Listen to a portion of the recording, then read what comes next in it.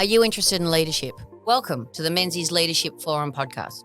Tune in for insights and observations about leadership, the challenges and blind spots, attributes and values that you need to lead now and in the future.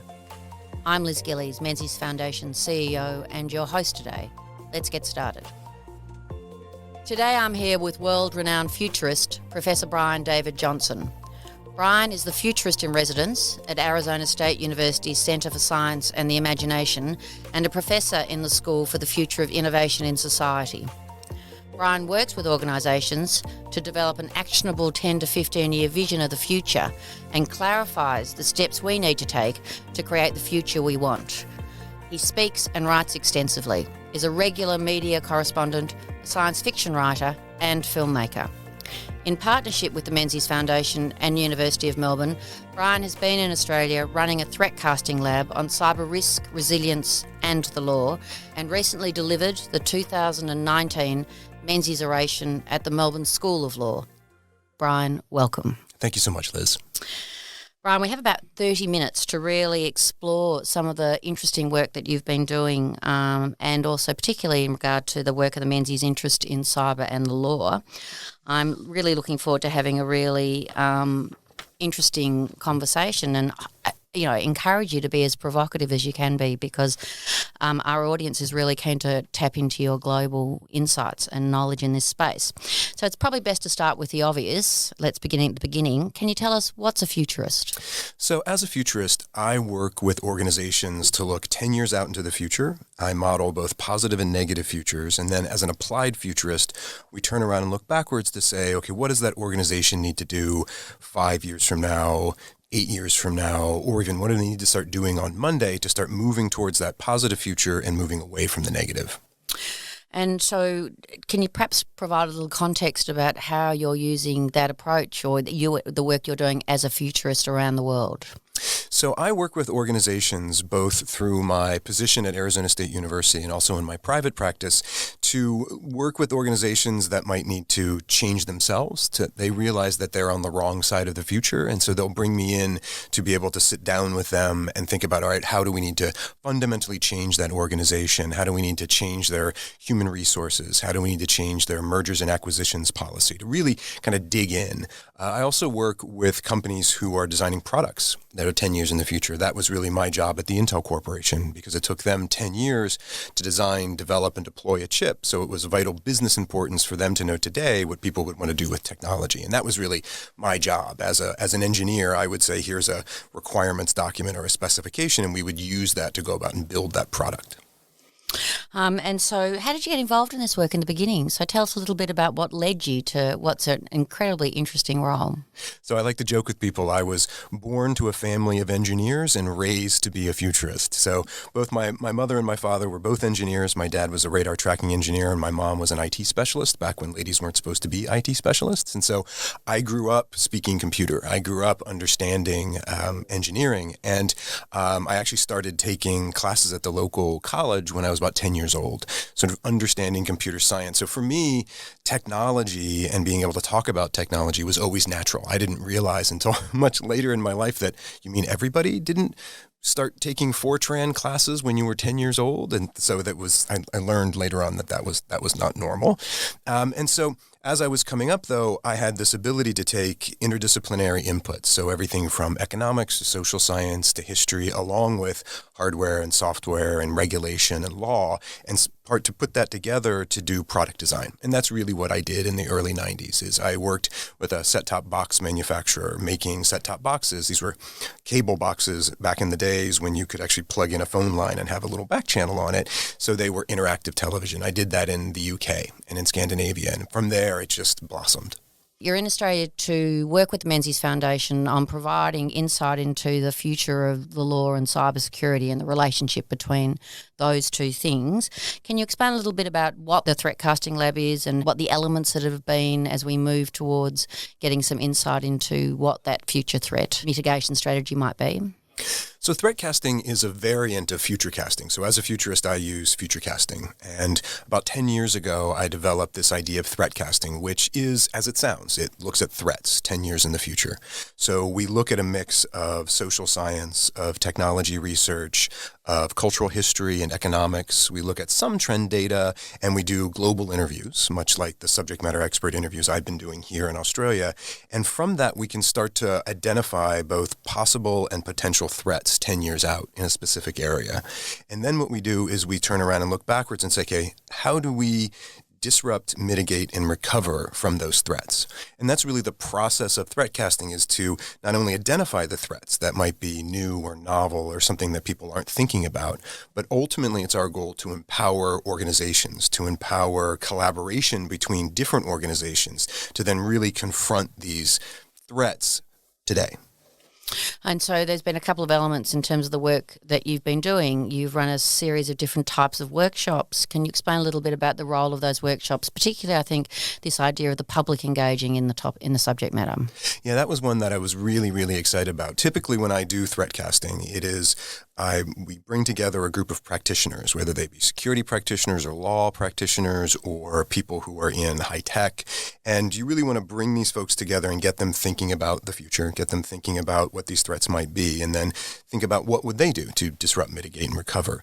But what I got really excited about, Liz, when you and I were first talking about this, to say, well, we should also just talk to the average public. This is really part of our role, I believe, as we're looking out into the future, is not just to have a conversation with the corporations, with the academics, with folks in foundations. We need to really talk to the general public and get their thoughts on it. What did they want to do? And so that's one of the things that we did, is we, in the evening, got some just average folks together, talked to them a little bit about what I had been learning, talking to the subject matter experts in Australia and the greater region, and then just got their thoughts and walked them through the threat casting process so they could tell us what were they worried about, what did they see coming, and then what did they expect to be done, and who did they think would be the best to do it. Which provides a fascinating lens into that broader, scope of what systems change might look like as we move into the future. I'm really interested to hear, what have been the results of you doing this sort of work and some of the other sort of major global challenges that you've been working on recently. So a lot of my work over the past couple of years has been really looking at what is coming and what will the result be in the next 10 years as a constellation of technologies come online. And when I say that, it's not just one technology, it's all of these technologies combined. And when I speak of that, it's things like artificial intelligence and machine learning. It is autonomy and land, sea, and air. It is distributed computing. It is robotics. It is the Internet of Things, the ability to put computational power into any device. Or the flip side of that is also smart cities, so the ability to make whole cities or whole regions smart. And then you're going to certainly have the growth and continued growth of data over a 5G backbone pipeline. So when you put all of these things together, from a threat landscape, what you start to see is you have a widening attack plane. So you have a space where from a cyber or digital attack, that there are more and more places for threats. There are more and more weaknesses.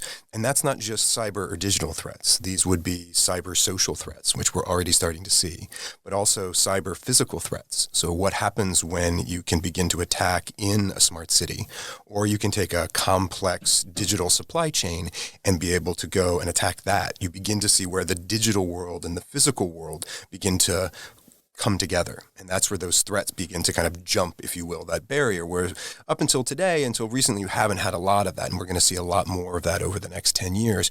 And then finally, one of the worst things is we're going to see more cyber kinetic attacks. That's one of the things that I do in my lab is come 2020, in the coming year, we're going to be looking at what is the future of digital weapons of mass destruction, or how will cyber or digital help move along the success of a weapon of mass destruction. So we really are kind of digging into these areas and kind of trying to figure out, okay, what does it mean? Let's identify these threats, and then let's get really specific. How do we empower different organizations? How do we identify different organizations who can do work in this area? So it's in that context that the Menzies Foundation has been really interested in exploring with you the implications of cybersecurity with this, particularly in regard to the law. I mean, the law is subject to jurisdictions, to boundaries, to environments that pertain to geographic areas often, and the sorts of things that you're talking about are so far from that and require a whole new way of thinking about how the law copes with the challenges and the sorts of situations that you're describing. What's your insight around how the world is starting to think about how to apply things like the law into the context of the areas that you're working in? Well, one of the things that got me really excited about this work is starting around 2016, I really started looking at the law and the future of the law. What I found very quickly, because I'm not an attorney, but I do speak legal. I speak law.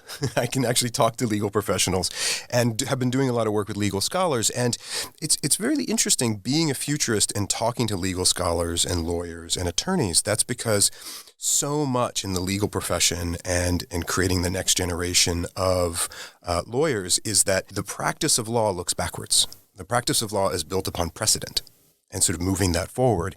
And that is the exact opposite of what I do. I don't do precedent. I do a decade out. And so I've been working over the last couple of years of saying, well, how could we take threat casting? How could we take my work to then think about these possible and potential threats, specifically when it comes to law and specifically when it comes to things like contracts, international law, regulation, to figure out, okay, how could we provide enough information to start informing legal professionals to get prepared? And it's been really interesting. It's been really difficult, to be quite honest. I think there's a lot more work that needs to be done. More specifically in the work that we've been doing together with Menzies and looking at what's happening, I think when you look at this widening attack plane and you specifically look at law and what can law do to prepare, the answer is not much, to be quite honest. I was really surprised in the beginning and sort of gave me pause to think, actually, in this threat landscape, in this widening attack plane, law has a very important part to play, a very necessary part to play, but it's not sufficient. And this, to me, sort of made me step back as we were looking at the results and saying, okay, so what does need to happen, right? I mean, certainly the law is incredibly important and it will continue to evolve. But what else? What else needs to happen? And we've started to see, you can almost think about it as concentric circles of sort of law as at the center, as the bedrock. As it starts to move out, you can start to look at, well, what role does regulation play? Regulation is, kind of a cousin of the law and has something to do with that, but regulation is a bit more gray and also allows us to move across borders sometimes in different ways than you could with law. And then as you move a little bit further out, we can look at norms. And I think norms are incredibly important, specifically for Australia and specifically for this region, because you have so many different cultures, you have so many different economies, so many different approaches, that norms are a way that we and the way that countries and organizations and militaries and corporations sort of self-govern themselves. This is where we all kind of agree this is how we do business or this is how we conduct ourselves. And norms, I think, are incredibly powerful. And you can go a little bit further out. And this is something I think that is inherent to the work that Menzies is doing, something that is incredibly important, especially when we were at the University of Melbourne doing the oration. It was a very key point was collaboration. That to really confront these threats in a meaningful way, to really get working today, there has to be a collaboration. There has to be a collaboration between the government and military and private industry and academia, trade associations, and the average public. Because oftentimes when people think about these threats, these cyber threats, they think that they're too big. And they basically just step back. They feel disempowered and they say, oh, well, the government or the military will take care of this. And the fact of the matter is they won't. And also because they can't. It's actually not within their jurisdiction, sort of ethically and fiduciarily. They're not allowed to. And there's a part to play for so many other people. And I think this is one of the key findings that came out, is that we really need to start identifying who are these players, and not only identifying them, but what I'm looking to do as we release the report that coming out before the end of this year is to get very specific, to say, okay, who needs to start doing what? We need to start taking action today. What do we need to do? So it's really interesting, Brian. The law, in my conversations over the course of this week, which has been a fascinating week, I think, in different views and ways of thinking about how to approach this problem or this challenge, people have pointed out to me on a number of occasions that the law sort of follows. Society asks a question and the law follows. I think what we're really saying, though, is that's not going to be the way that technology is moving. The imminence of the threat, the uncertainty that we're looking into, in some way requires us to think about possible scenarios and response, that we're not going to have the lead time that perhaps we've had in the past when we find ourselves in a threat situation or a risk situation. And it really does suggest that there's a real need for the law, in conjunction with others, as you've described, coming together to consider what they might do in these sorts of circumstances and how might they respond. Are you seeing evidence of this in other instances around the globe? I am, and I think it's an important point, and I want to really pause here and take a moment, that the law following is a reality.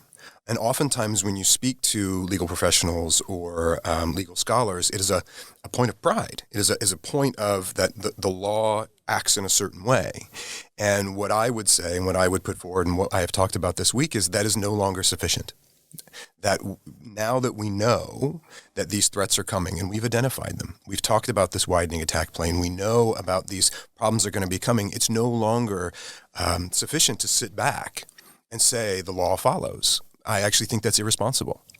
And now I know it's a big shift, and I'm beginning to see this all over the globe. Back in 2016, I wrote a paper with a law scholar at Arizona State University, and the name of the paper was Dark Future Precedents, which for all the legal geeks out there will know that that's a play on words, that future precedents isn't a thing. But what we were putting forward is it actually is a thing, that now that you can envision these possible threats, that the law can begin to prepare. And I think it's going to be hard. I think it's going to be hard to make that change. But I think the first step is, number one, to look, to see those threats, and then figure out, yes, the law needs to do what it does, but how can the law not only be informed by other organizations, but more importantly, how can the law inform? How can the law consult with, inform, give guidance to private industry, give guidance to the government and the military? I think there needs to be this dialogue and this very open dialogue. We'll be right back after this short break. A key focus of the Menzies Foundation is to support Australia's response to global legal challenges. One of the key challenges is cybersecurity. How is the law best able to make a contribution to building cyber resilience in Australia, our region and globally?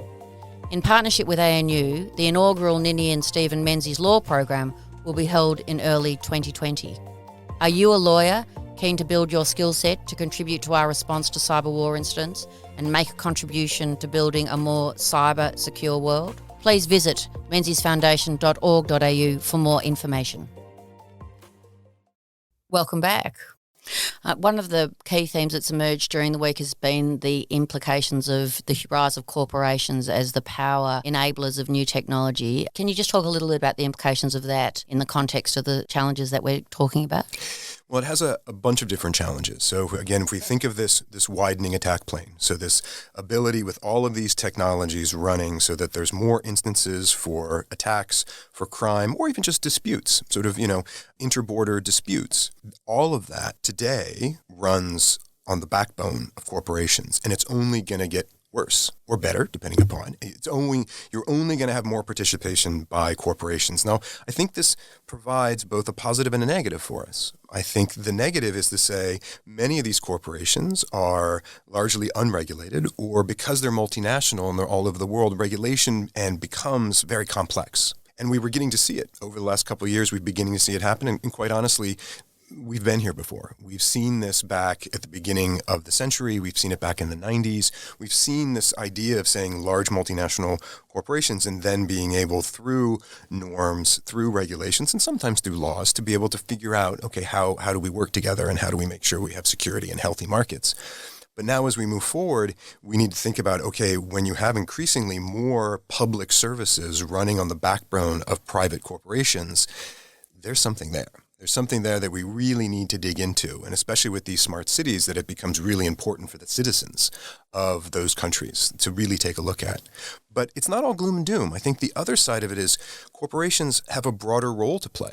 The majority of my career has been spent in private corporations, and a lot of my private practice is working with these corporations, and they have an increasing role to play. there's actually an opportunity for them to step up and be a part of global leadership, to actually say, okay, how do we make sure that we're making people safer, more productive, better connected, making sure that they've got a better ecological footprint. There's a lot of things that corporations can also take a leadership role. And so I think it does come down to that collaboration. So it's very interesting because, one of the key topics of discussion, I think, across the world now is, what is the role of corporation as global citizen?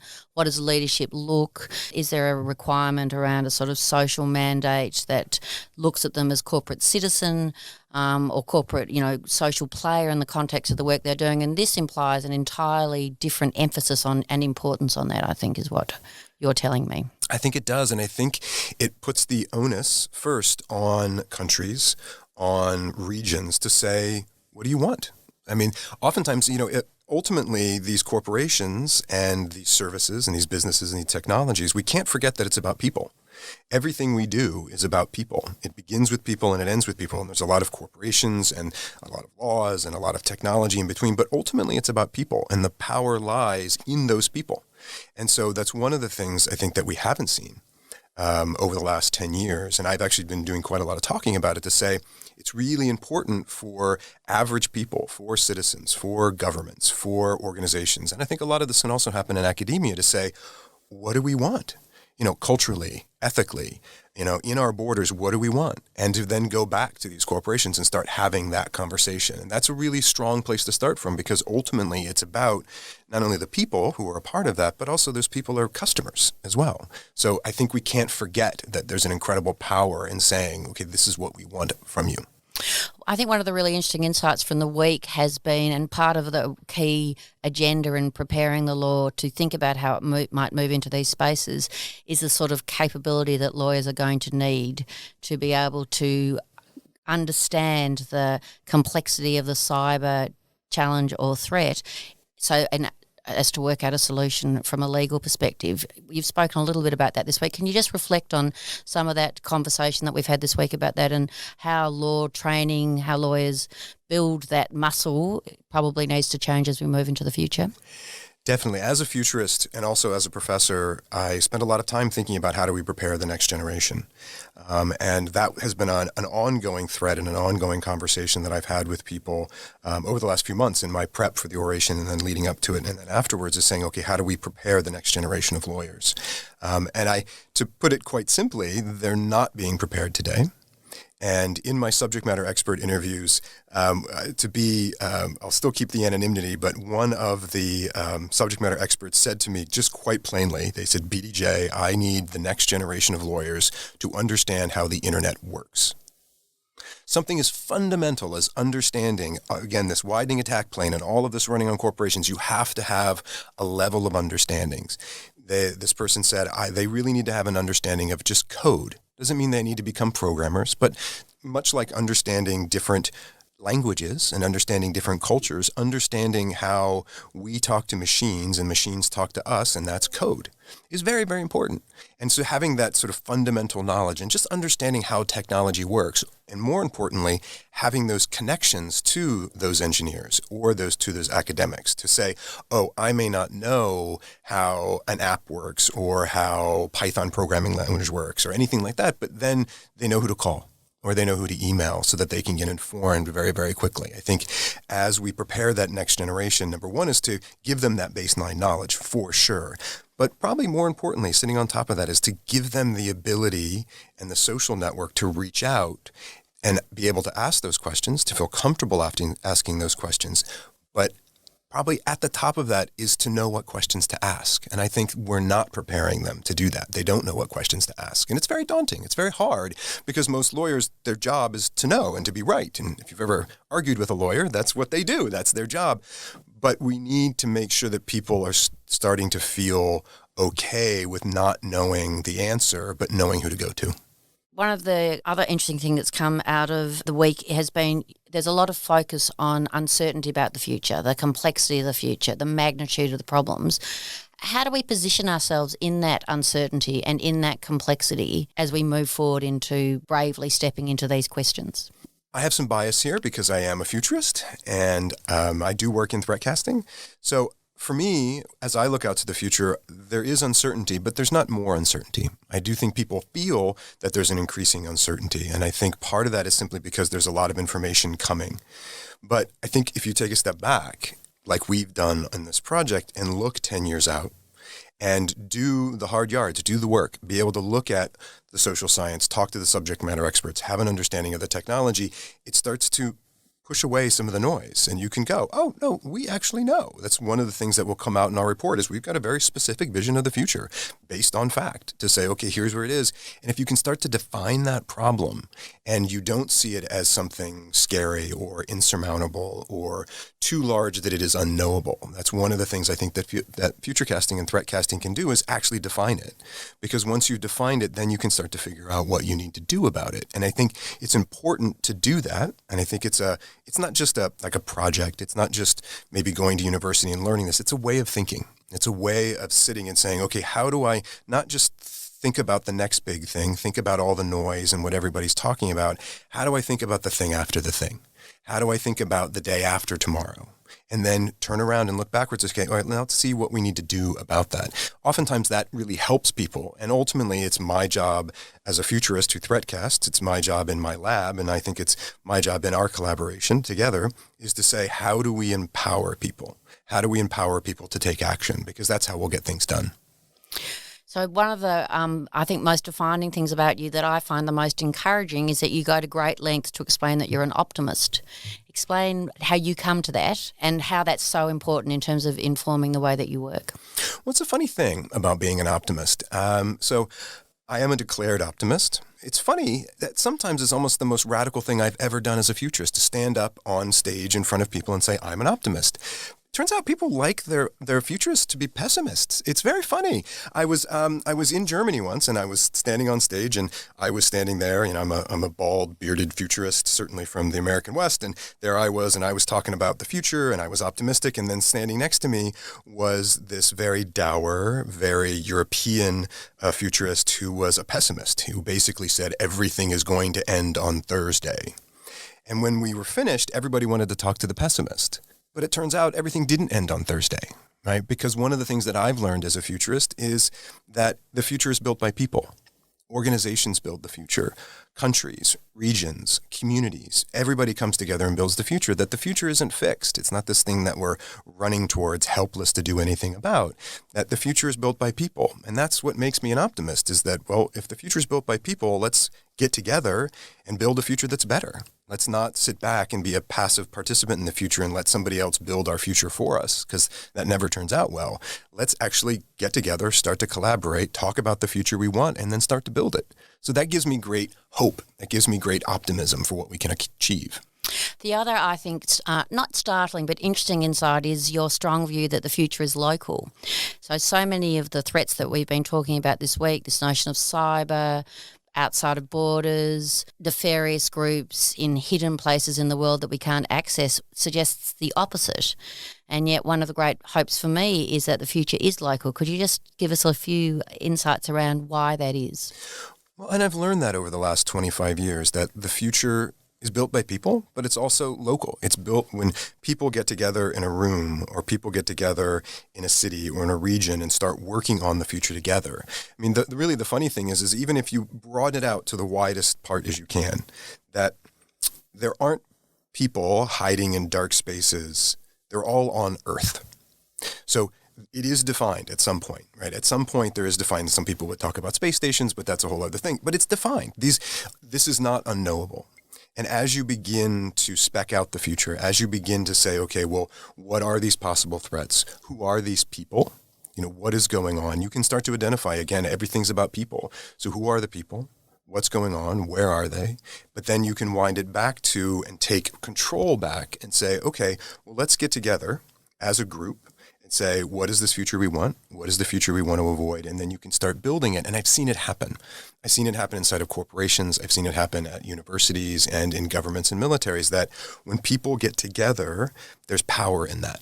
And there's power in them getting together and say, okay, here's the future we're going to build towards. And that's actually how it's done. Like I said, I've done it for over 20 years, and that's how the future gets made.